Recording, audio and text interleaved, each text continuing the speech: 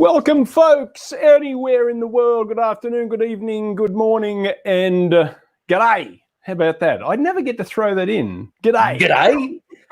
Okay, let's practice that again. How do you say that? G'day. G'day. G'day. G'day, mate. G'day. How are you? G'day on this wonderful Friday. Hello, y'all. Hello, world. G'day. G'day. No, that sounds very inauthentic coming from me. It actually does. We were talking about pronunciations the other day, and this is one thing when we're trying to. There is kind of a sense of a visceral reaction of cultural appropriation for an Australian when other people try and say "g'day," because it just seems over tried. So yeah, I agree, because there's this assumption or this illusion of being Aussie-ish is chummy and likable, and then people try it and they fail. The same is true for my dialect in Germany, because I was invited, actually, this is a good segue, sorry. I was invited the other day by the Goethe Center. So Goethe is to the German literature what Shakespeare was to the English literature. It's the kind of the literary icon, so to say. So the Goethe Center invited me to do a presentation around Bavarian dialect. I'm like, what am I going to tell you? There are no rules around dialects. I don't know how I'm going to do this. So a lot of people in Germany, when they try to be cute, they in communicating with me, they imitate a Bavarian dialect, and it is cringeworthy every time. All right. So forgive me if I butchered the "good day, sir," and I will just say "Servus, habe die Ehre." No problem. You're forgiven. You're forgiven. Yeah. You. What do we got today, sir? Well, we brought a guest with us today to close out the week. This is episode 45 of Two Chaps, Many Cultures. Can you believe it? And today we have a guest from, well, I could say from all over, from another continent. I could also say just from up north, from our northern neighbors in Canada. It's not as easy as that. I can't just say that this lady that we're bringing on today, we can say she's this or she's that. Again, an identity question, right? I'm going to let her answer it. And welcome everybody to Two Chaps, Many Cultures. Tracy, and I hope I'm no, I'm not going to pronounce Tracy's last name. I'll let her teach us how to say it. Hey, welcome, Tracy. Hi. Hello, everyone. I'm so excited to be on Two Chaps. Hey, so you want to try? Yes. How do we say the name? Oyekanmi. Oyekanmi. Oyekanmi. Okay. You got it. Got it. The N is silent then? Is Oyekanmi? No kanmi, but kami. Yes. Right? Oh, okay. Yeah, kami. All right. See, I would have done that wrong. So thank you for educating us. And the name comes from what language? So I am a Nigerian by heritage, but I'm from the South, and my husband is from the West. So that's his last name, his family name, Oyekanmi. And it means it's my time to rule. That's what it means. Okay. So it is your husband's name. So it would not be from your area of Nigeria. It's from his area of Nigeria.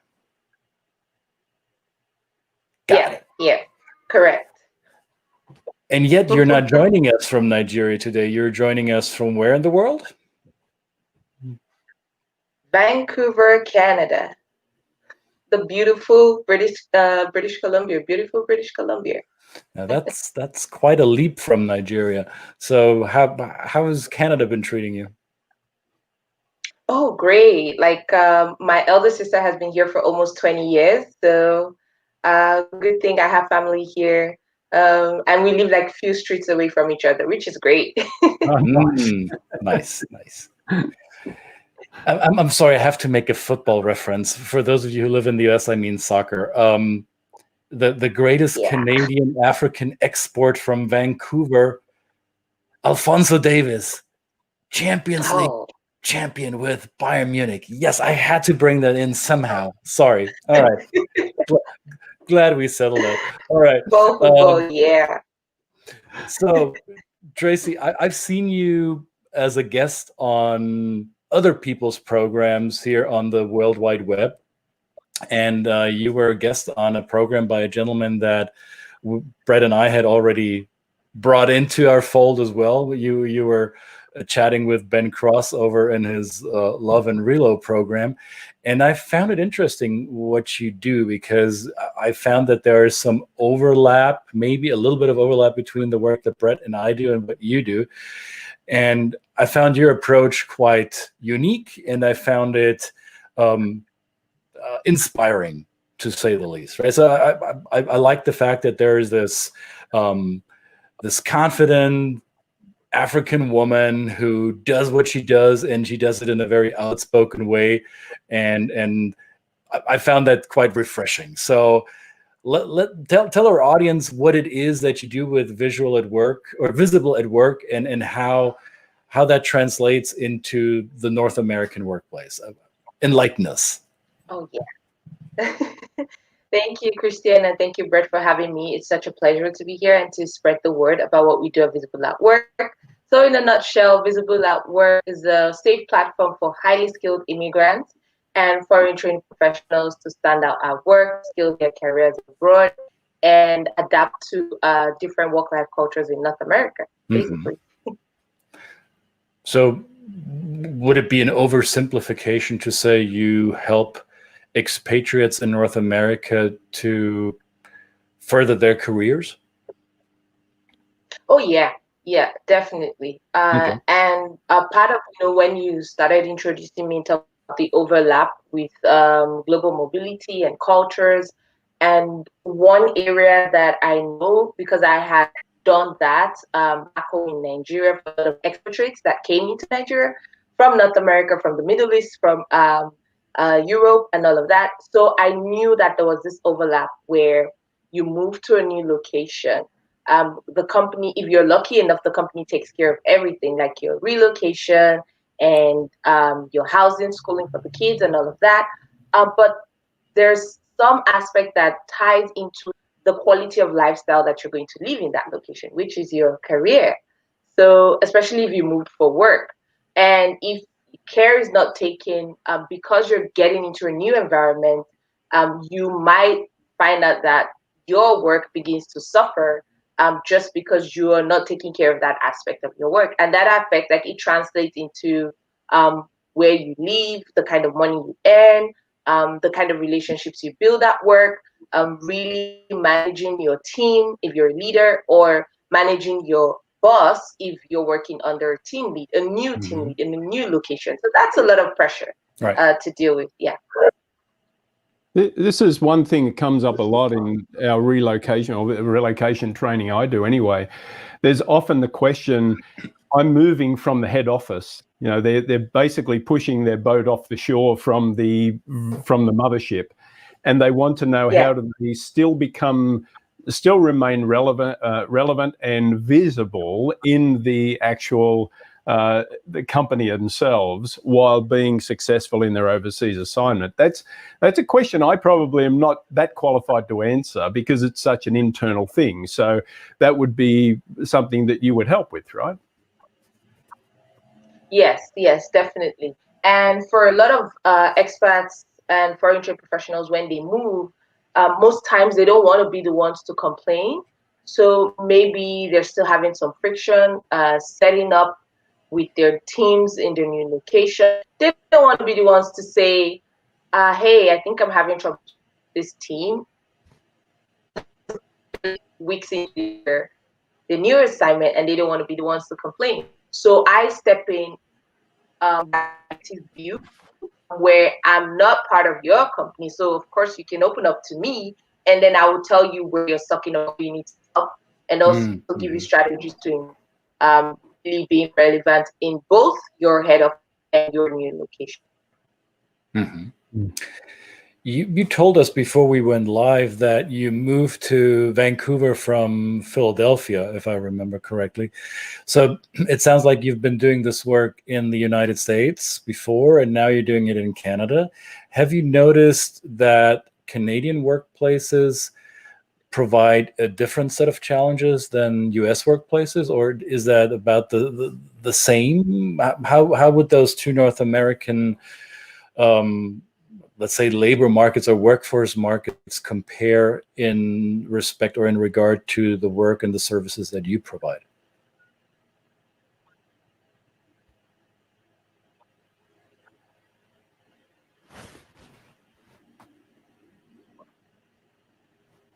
Great question. The funny thing, I used to be, well, it's North America, similar, and that's what I myself. So yes, it is, and a big yes, they are different. Working,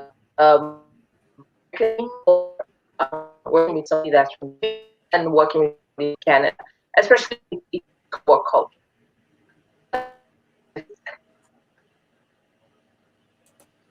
Okay. Yeah. Brett, I'm not sure if it's only on my end. It looks like we're having a few connectivity challenges here.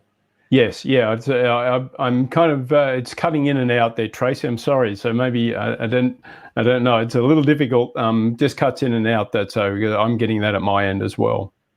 So forgive us for this is live, right? And this is what happens when we connect three people in three different locations via a platform like this. Sometimes it works like a charm, and sometimes it's a bit choppy. So forgive us.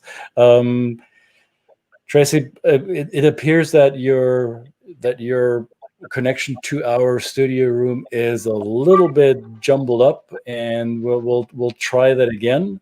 So you want to try your last answer again, so we can find out and hear what you had to tell us? I know.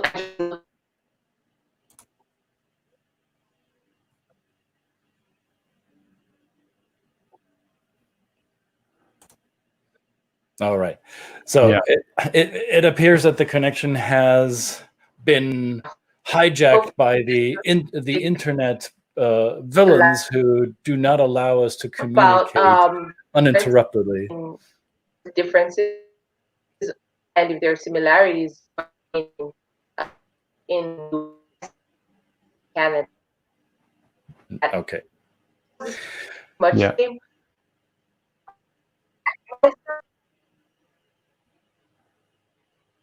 It seems we might have lost Tracy at her end.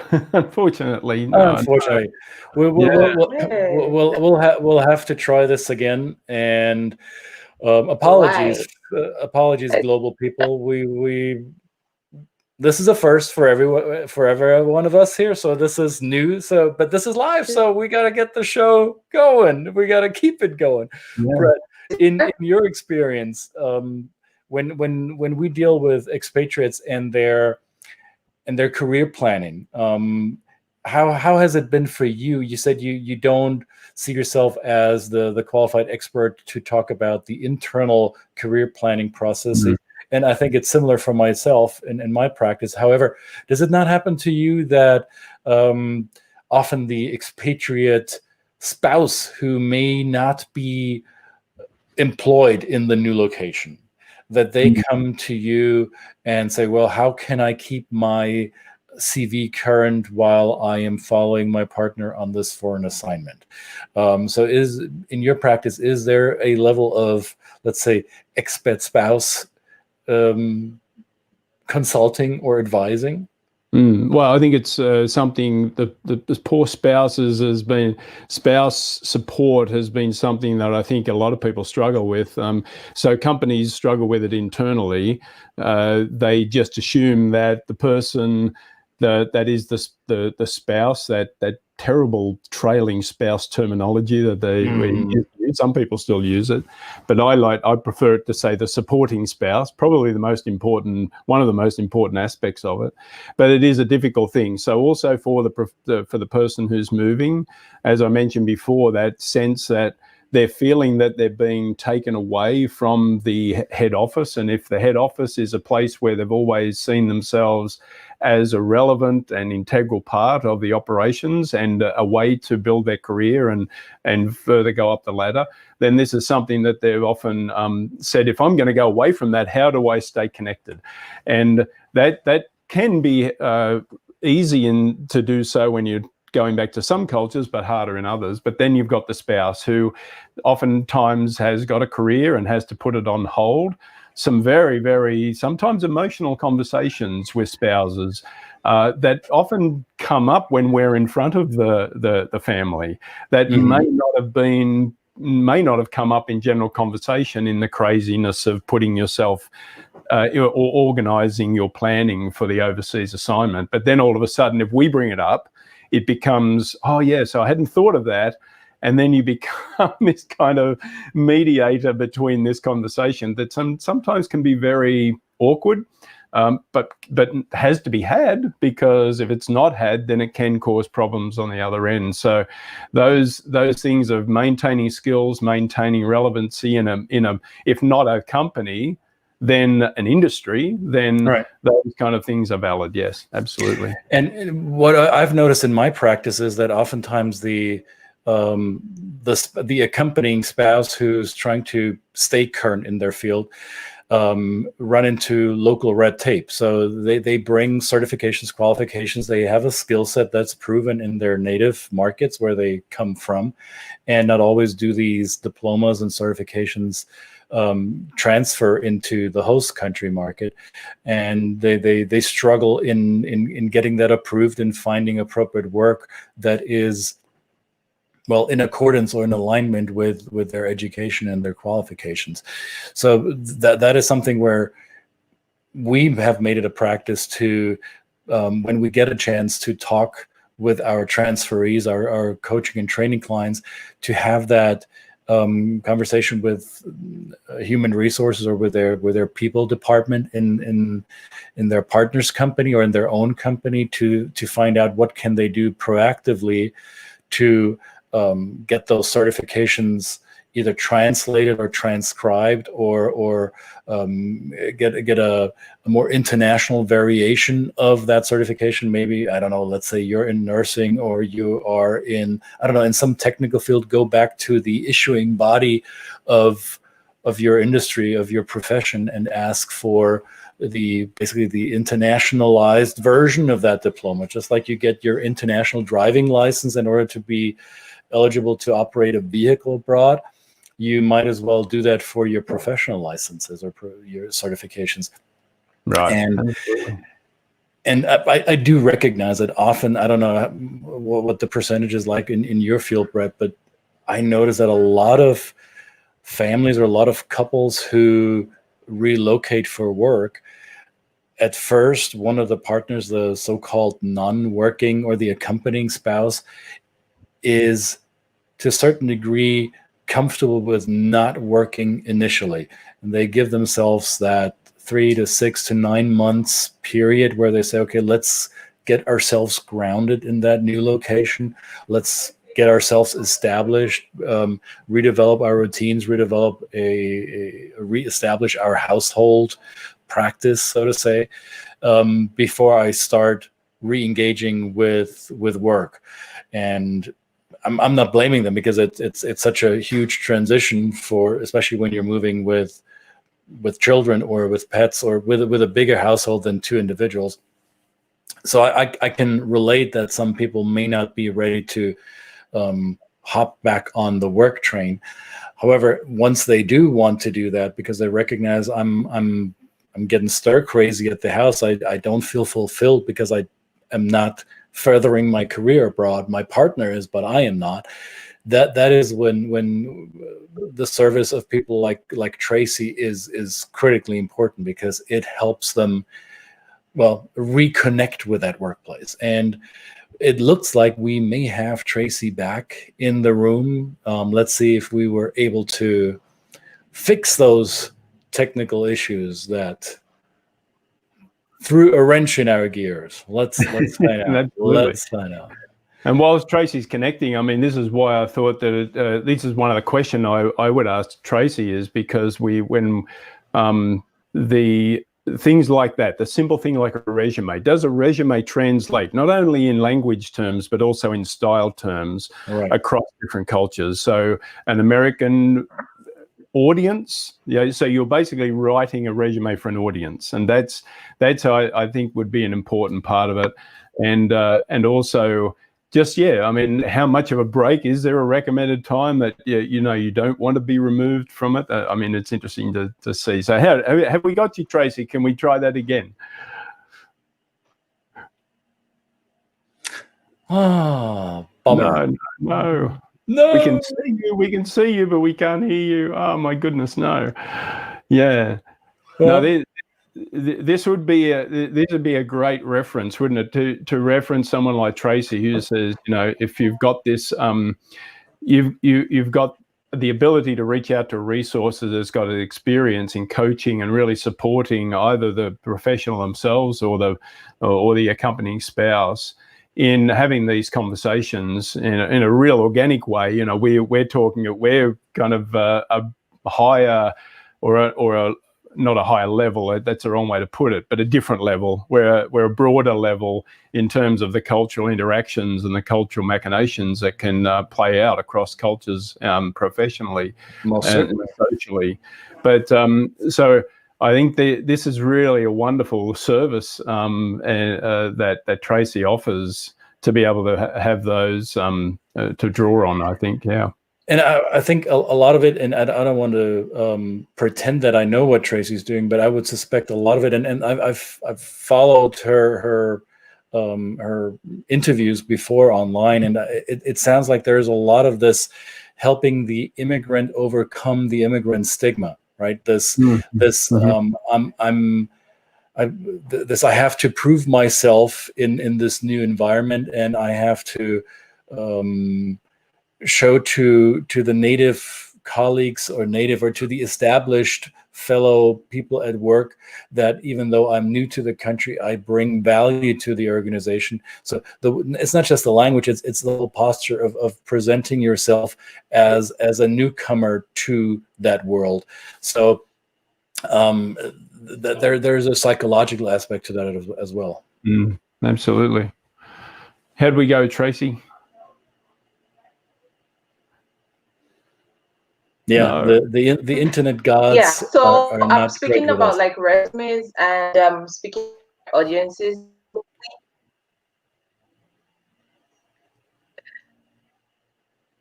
Yeah, I don't know, man. The internet gods are not gracious with us today.